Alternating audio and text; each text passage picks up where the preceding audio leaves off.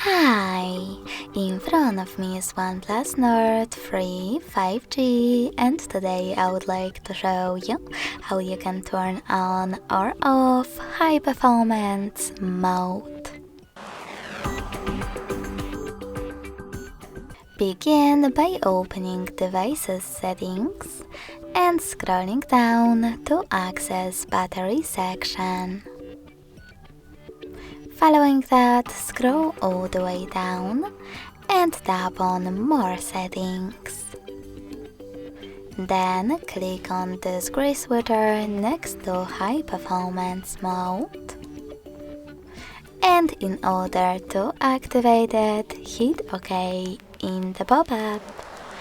So when I do that, as you can see, high performance is on. But you can always turn it off by tapping on the same switcher again.